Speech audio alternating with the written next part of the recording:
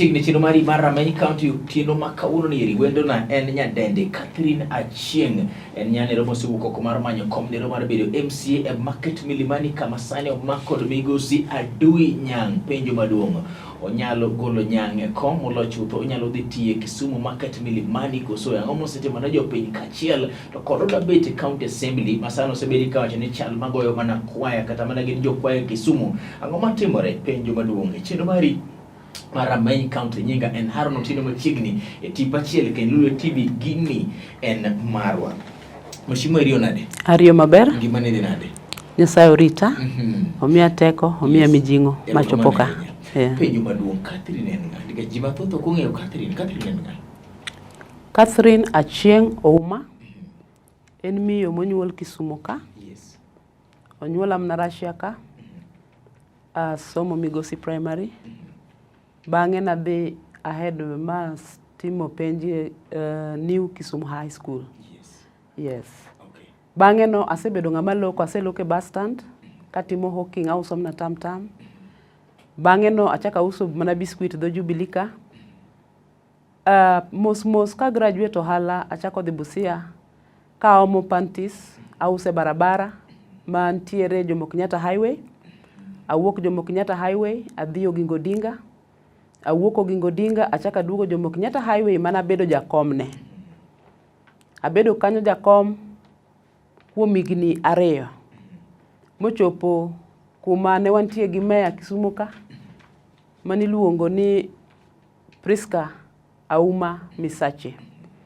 Ndalone nintiere circular manwa Nairobi.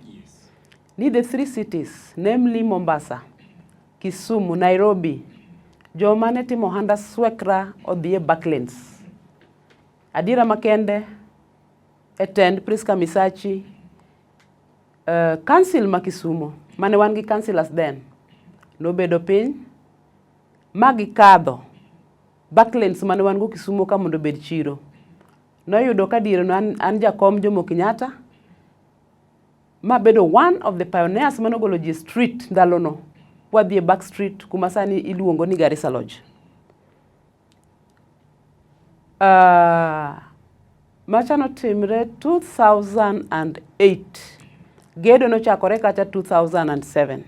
2008 ema ji odhi kacha to nwadhi kanyo kata ka ohala ok timre malong'o to wan wawegi ka jotelo nwadhi mwatemo mwafumble gi different businesses masani koro wasechung' waloko ohala mwatemo encourage jowabe kanoluor ni kacha korido nwadhi uradhia kacha wadhi timo ohala wanyalo loko ohala mwatimo to ohala nyalo timore. Mane imoskuom ng'adi mane in jatelo moro mar johala gi koso niloso mana kachiel kuom johala ma Kisumu. Nan jatelo Jomo Kenyatta Highway.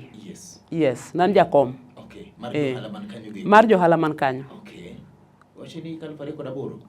Macha hik 2006 hik 2008 emwadhi Garissa Lodge. Kacha kora dhiyo kaka deputy chair nikech ne wan koro sections mopogore 7. Koro nwariwore te matelo wuok from every section man nabedo jakom jalup jakom. Catherine isetiyo kuom thuolo marom nade e telo gi kimago hale Kisumu County kaeri kati sibedo johala kuom thuolo marom nade? Asebedo kuom johala kuom higni madhi na 20 gi wiye. An achako ohala kane primary school. Kata ndalo mana Hawk Sweets bus park nane primary. In primary school Yes. Godhiambo. Yes. Nwa somo kanye? Asomo Migosi Primary. My goodness. Ne jonyuol onge nyala ahinya. Koro samoro yudo ni idwaro fees ndalo wan wachulo fees. Idwaro kata buge to kinyal yudo. Koro na wuok kasewuok lunch tadhi e bus park tahono toffee tropical Big G ndalo go bech gi bende yot. Hapa ni Big G no tong' 2 gi nduru. To ne miya uwezo mar chulo fees. Ana chulo fees na all the years. Isi mar ng'ama nyalo chako matin machop kamoro. Kamano. Big G mochopo sani makotimo heli moko. Kamano. My goodness. Okay, lo penjo moro. Kawang'iyo thuolo ni mar jamamine kata dongruok kata telo gik mag jamamine bineno ka osedhi kare Kenya osemiyo jamamine thuolo yo makare matelo Kisumu County osemiyo jamamine thuolo yo makare. Telo mar jomamine en adira makende ni osedhiye. Wasebedo gi activism mang'eny on gender. female gender. To pod atamalo ne pod ni piny. Pod mine ok donje tele yo mayot. Mane gima miyo katiba 2010 kanilose kaning'iyo kaka inyalo kaw mine madonje telo nokel gimiduongo ni women representatives. Ma en kombe 47 ma mine yudo magidonjogo e parliament. To en magima notim, I know with time, kwa nyalo lokore, mwa yie ne mine, mwa mine nafas. Ten gima nigol kate constitution. Keche no miye mondo wabed namba moro maber e parliament. To kwayo manyalo bedo godo ne jowa. Sani joma mine chung mang'eny.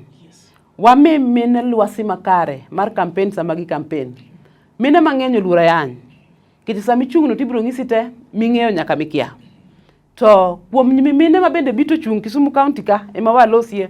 Wabedo jochir kendo wabedo motegno, akwayo jendewa, akwayo wuonewa ni umi mine nafas, umi walwase makare mondo wacha agenda mwantiere godo kamora mora modhi chungi. Mheshimiwa ng'ato biro penjo moro. Simi wacho ni mine osebiro kandiri chien. Wang'eyo maber ni mine ma Kenya kaeri gin atamalo 52 mar kura ni roma igoyo Kenya kaeri mangima. Manyiso ni kaw jok ni utero ng'ato to ugoyo full to the last person.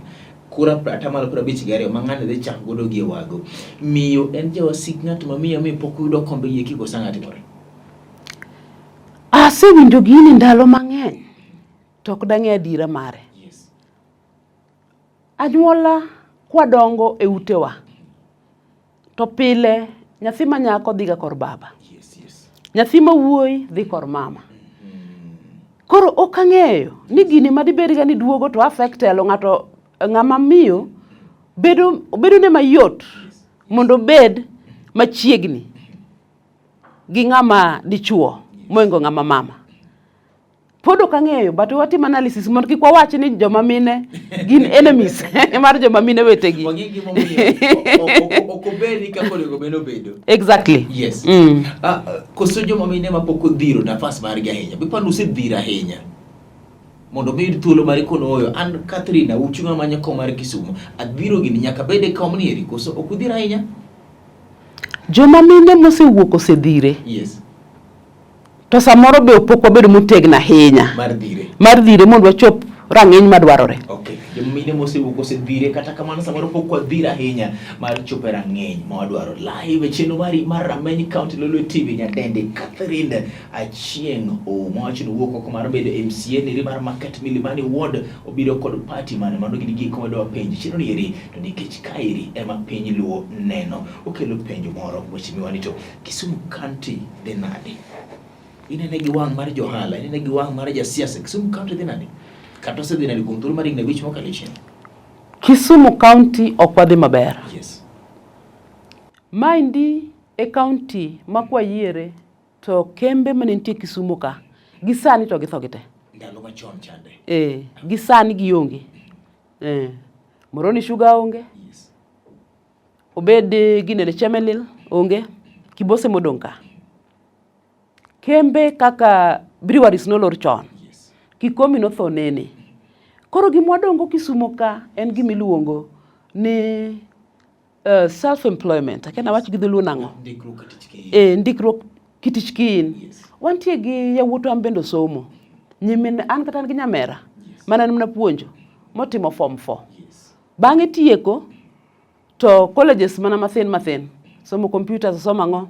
Tiyudo nafas mar tich onge. Kore bendo chako duogo to ohanda swekra mwatimo ni webe kendo donje. Twatime kode. Kone gichai. Skani tako gi uso sweet primary. Pisto mitiko godo kamoro. Nyise ni kare no hala maber. Ntie kuma bire. Gima wacho kamano. Yes. Koro miyo ohanda swekra. Yes. Dhano ponge. Ohanda swekra opongo town. Nikech ng'ato wa school. Yes. To yudo ka gima do timo onge to sebedo ng'ama duong'. Magombo no bedi gi pesa ne ofuke. Tiyude ko hono success stage. Ibro yude street. Samoro ko uwuotho gi apples moka ng'wena beach. Mondo mana makamano yudie gimoro monyalo kete ofuke. Monyalo nyiogo airtime ne moro. Ojende wa matindo be seche moko chopo higni 25. Ochimo higni 27. Oparo ni ayude gira moro mathin manyalo timo. Aket kuonda e mesa. Ka kuonda no bedo maduong'. tamany nyadendi moro badago. Mheshimiwa, nitiere gimoro manyaka penje an ng'wonna takwayo ng'wono bende ne joneno mag Lolwe TV. En penjo e koso ng'eyo. Samineno ka ng'ato uso sweet, kata neno ka ng'ato uso watermelon moko matin, kata neno ka ng'ato uso kata bana vest moko kata socks moko. En ga ni mairi e gima ng'ane timo, machulo ne rent, makelo ne chiemo mesa, machulo ne school fees, orito godo family mare, koso kaka jomoko sega chich. Ni samoro gin jogi kuma samoro yedhe moko iuso kata gimoro bite biashara moro mopondo to mae moket malo ma ineno. En adieri ni mane gima pidho jogi kidote? Haron Wood John. Yes. En adieri makende. Ni mane gima jogo timo. Mane gima odago ng'ano Kisumu. En adieri makende. Yes. Ibiro do ka ng'ato hono njugu. Yes. Kendo njugu ne mosebet ko uso. To chulo go fees, yes. To chulo go rent. My goodness. Nyalore. Kendo gima watimo ka johala makata an sani machung'ni asebedo ka timo. Anan gi duka. Yes. Auso abo miyo ura nyisi mar airtime. Airtime iwaro siling 1,000 to handen siling 50. Siling 50. Koro gima natimo nakao account yao separately, mshwari. Mikeneni. Koro ka waro airtime. Tayudo kata ohala ne mar siling 200. Tena gole agola oko kakete gik moko maloko gi. Ena kane manyaka iga room. 50 no. To samoro ka igo rumo, tayudo kan 1,100. En pesa matin. Koro nyak e pesa mari mshwari mar credit kende. Mano tera penjo moro Mheshimiwa. Chungi Manyo Kisumu. Ang'o miseto bisetime kata gimoro matin 50 moro makong'ite ni gimoro modumitime Kisumu County ang'o midwa timo ne jo market milimani mane ni kawuono yeri. Nachung' na kanyo live chino mari Rameny County nyadendi Catherine Achieng' Ouma no chako goyo hala mar uso sweets. Yes, sweets mana kane entiere e primary Kisumu kae. Wacho ni saniri en ng'ato mosebiro kago heli mamoko to kano siling 50 saka sama yudo hala mare mar airtime kochopo higa achiel en kod sellings mar 100,000. Yes, mage sigana madana mondo miwa winje sani madano yiero ni yeri omanyo komar market milimani onyalo koso kunyal e chino mari mar Rameny County.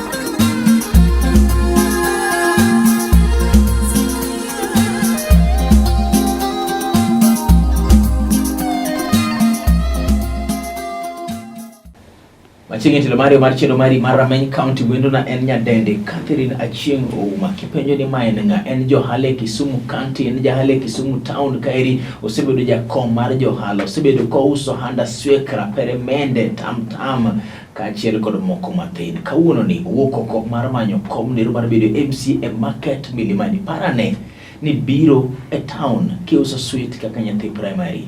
Igni moko machieng' bane iwuodo kendo mondo mi many komniri mar bedo MCA. Bende tire gimokia e town kairi. Osenenang'o tang'apoko neno koso mano nyalo bedo jatelo marach koso mano nyalo bedo jatelo ma ong'eyo gima japiny kale chendo mari mar Rameny County.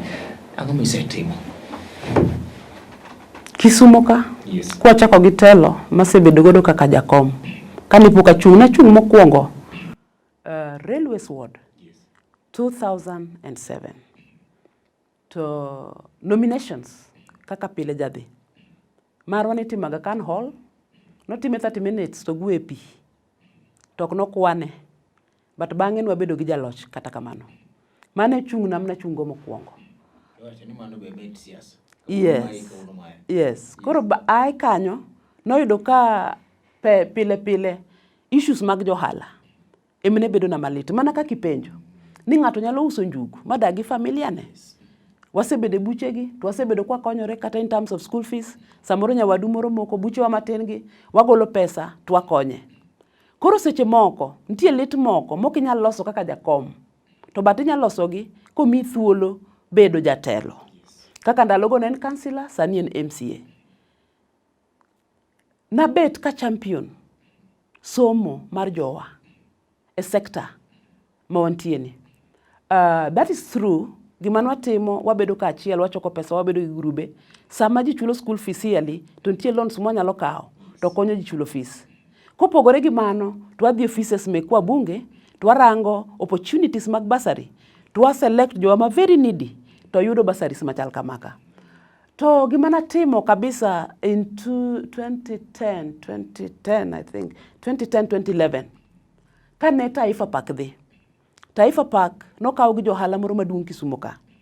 To ne wachokore, mwa mobilize ji, mwa go koko. Ma Taifa Park finally noduoke ne japiny. Higano kadhi mbele twachakwa form group mar ojende niluonge ni Yes Youth Can. Nadhi mabedo treasurer mar Kisumu County. Nwaloso gi wasunge, the American Embassy, mano mi vijana grant mar 40,000 each. To gini nobiro kane America dwa understand gimomiyo 2008 the young man of Kenya no decide wango Kenya. Keche Kenya en mare to decide wange. Koro kanitimo nonro to noyudore ni vijende ma Kenya ka oonge gire. Koketho to kochune. Oonge gire. Kenya kata ko wang murumo te. To en sawa nikech oonge gire. Oonge gache, oonge ode, oonge gimoro amora kata mna tich motiyo. Koro bange e gima mpangilio nobiro mar miyo vijende ojende siling 40,000 mondo chak go activities, o chak go hendni matindo tindo mitimo ka group, mondo gidongre, mondo jende bobed gi girgi, mondo giher Kenya. An achiel kuom jogo mano facilitate this program, ok mana Market Milimani, to Kisumu County as a whole. Ipani maere momiyo ineno ni iromo bedo MCA mana Market Milimani kosa jende mari mane. Mae emomiyo aneno ni kayudo thuolo mar bedo MCA mar Market Milimani, tanyalo timo weche mang'eny. Tanyalo timo gik mang'eny manyalo konyo jowa. Mana kaka nawacho mokwongo, waonge kembe. To gimwatimo Kisumu ka en self-employment. Kisumu ka tema boda pong' modhuro motamre gi nono. Kinyi do kiriembo gi CBD riembo gi kama nade. Onge gima ji nitie nyake boda mochopo university. To tich onge. Koro loso tije kende. To nikech tich ok yudre mayot, jogi koro ng'eny. Jogi opongo town. Jogi opongo gwengewa. To gima timre ni komiya nafas to miya thuolo. Tabiro ta abedo particular Market Milimani. To abedo gi sirikal mantie. To waloso mpangilio maber. To boda bedo gi designated areas. Mana e city waka.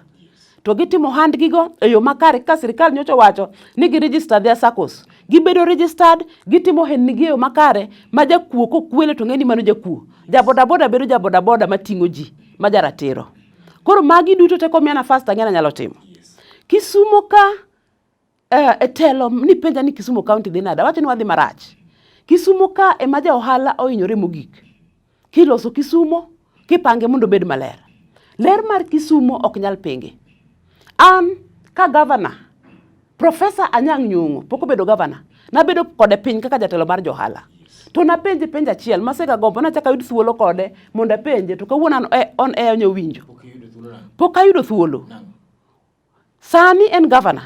Kidhi kacha tiluwo protocol. Nanene mokwongo, omiya protocol oketa lwet jomoko kanyo ni bro miwa an appointment pok otimre nyaka kawuono. Asedhi manye. 5 years down the line pokido governor? Podi. Pokiromo ganyang miloso koro governor? Na romo kode dichiel. Kabano manyo piny? To nen busy. Aken governor. Okay. To owacho na momiyo jomoko ni koro gimutim los ne uru Catherine chance mondo koro wabed wawach wechegi. Koro achiel mana da penje. Governor kane kawo governor mar Kisumu ka. Na penje ni kibedo governor. Yes. To johala ndalogo Jomo Kenyatta Highway nintie vibanda. Kora mira nyisi mar kacha. Ne vibanda ka. Ang'eyo nok giler gi e town. E town kuma gintie ne montie gi Imperial Hotel. Monego bed ni gimantie kacha ler ama jogo onge. In iplan nang'o ne johala gi. Governor Peter Anyang' Nyong'o, I stand in records kano ng'isa gi dhoge ni an kabedo governor ma Kisumu. Jogi obire town keche nitie ohalni mitimo mok nyatime gwenge. Nyaka tim gima ne town ka. An kaka governor, kabedo governor ma Kisumu, tadhi loso gimiluongo ni fiberglass stalls. Anto pok anenogi, ento ng'egi. Yes. Koro gima ncha dwa penje, ni tang'o mono timore gi fiberglass stalls. Nikech nokona ni fiberglass stalls will befit the standards, the city status kaka idwa lose. Yes. Koro gigeno na naparo ni magi maber miwuoro. Ang'o miduje gima fiberglass diri samoro sekele to kung'eyo. Samoro gima nosekele to kung'eyo. Fiberglass stalls poko kel. Yes. Even anything near that may look alike to it has not been brought. Aneno ka ja camera one mara Dan Juma Nyero samoro nge fiberglass stall live chen mari mar Rameny County wagomba kod nyadende Catherine Achieng Ouma wachene singo gi komano singo jo Kisumu County poko chopo nyaka sanieri. Gimoro midwa wacho kendo e gima biro timo ne jo Kisumu kapok abiro kodi e party to kod County Assembly ma Kisumu. Mokwongo chutho koyiera gima dhi timo Kisumu ka en ni mondo waduoki the glory of the small scale traders Kisumu ka. Johala matindo tindo. Magi jomo sebedo gi lit, magi jomo senyon kabisa without mpangilio. Magi jomo sebedo gi shida, moko timne gimiluongo ni public participation. Nikeche adiera makende okanyal pingo kaka an, kata johala ok nyal pingo ber mar Kisumu. Ber mar Kisumu en marwa waduto te. Mak mana ni sami time. To johala matindo kaka selero kanwa chako. Jogi magi gik mapidhogi. Jogi magi gik magi chulogo fees. Koro seche mwapango town to gin bende waket gi iye ka to wapange ne ngimagi mondo dhi mbele. Koro mano gima kuongo ka donjo e office to mano e gima dhi kuongo timo market Milimani ka. Nikech about 90% en ohala informal and formal trade. ODM timo nominations adeka par kod Kisumu County. Chungi party wane? ODM timo nomination tarik 19 nomination no okadhie. Okay. Abiro gi chama mantiere Azimio. Achung tarik 9 dwe mar 8. Inie debe. Ane debe. IBC ema dhi thegowa. Ang'o miyo kichungi ODM? Koso no kidhi ODM kuchakre chon? ODM na chungo 27 kaka na wacho cha? Yes. Tadiera en gima lit kichung ise campaign, itimo gik moko duto te. To kura okogo, to kura okokwan. Okogo to okwan. Iyombo to king'eyo ni diyudo kura di. Yes. Irem to king'eyo ni rem gi kura di. Going forward okibing'eyo ni ang'o na rem kanye. Yes. To kure makada time maber dina yombo. But don't think amano yier. Mano jibungi. Nitie ng'ama nobedo councillor then. In fact, okay, nichung kod mashima Edia nayo koso? Edia nayo ne 2013, anna chung 2007, Steve Biko, okay. 2013 okay. Omolo Mbero. Yes, 2013 ndoka chung. Okay, okay, okay. Joma na chung gone gin Steve Biko, kijana mabesa nitiyo county mar Homa Bay. Yes. Nitie Omolo Mbero, yes. ma Jua Kali. Yes. Nitie mama miluongo ni Sofia Sano. Nitie an gi joma moko ne wang'enya pa ne wan jabiro gi Sayo Nyango. Okay. Okay, koro party to podo kida wacho sani. Party okadhi wacho sani kuyiena, but abiro gi chama mantie Azimio. Okay. County Assembly ma Kisumu sebede kai wacho ni gin jokwaya. Wang mang'iye ma oko to nikech assembly midwa dhi ipani na dieri koso mane hango degi. Okapar ni hango ne gin wacha na dira makende. Los gi jo Kisumu County. Okapar ni hango ne gi en adiera makende. Nikech gik mosebedo kaluwore gik mosebedo matimre monego gilosie giserem lose. E gimomiyo japiny neno ni gin jokwaya, nitie wer manyaki wer, nitie wach manyaki wach makata japiny tho, to makata kori lor simu kik giyudi sama weche tek. Scorecard mar Mheshimiwa Adui Nyang' 0 rach mogik 10 ber. Scorecard nyalo keto Mheshimiwa Adui Nyang' kanye?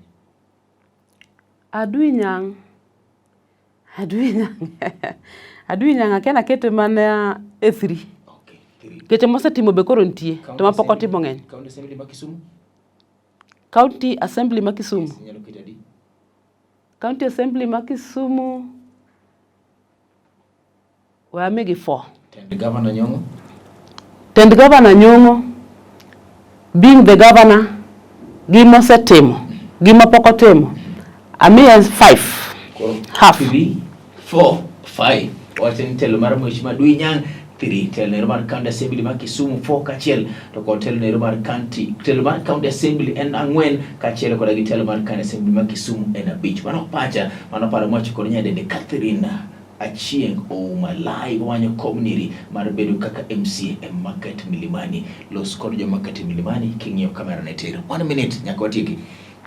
Yes, jo market Milimani awuok kaka Catherine Achieng Ouma kadwaro kom mar market Milimani under Azimio umbrella. Akwayo support maru kawuono ni. Akwayo ni kumia lwedo market Milimani kata kane pokoriwa county government kane wan mana e municipality side mar ohala montie CBD niluongo ni railway ward. To ka wacho wach railway ward then gi market Milimani sani pok wabedo gi telo mar miyo.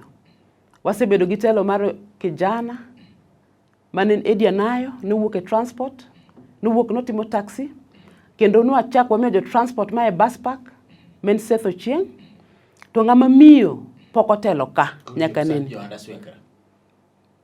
Oyo chopo sani wacho nuwuok e transport ubire bus stage koro sani kwalo se county government leadership mag county waseneno MCA ariyo mara dekni koro wamiyo johanda swekra kendo kopogore gi mano to wami ng'ama mama telo mar ng'ama miyo en telo manikare en telo maparo joge tero matingo jende tero matingo mine nyaka wuone wa kamora achiel.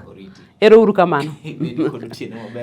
Ochako dogo time kendo chieng' machielo ng'amo ng'eyo samoro en mobet kaniri manyalo bedo MCA mar market Milimani. Molo chutho market Milimani tire kawuono ni kiny ka intie to kod kata kaunti. Wano manyiso ro duong' moingo ng'ata kuomo. Ogo siasa mar kwe kendo timi yiero kod kwe an Haron Otieno.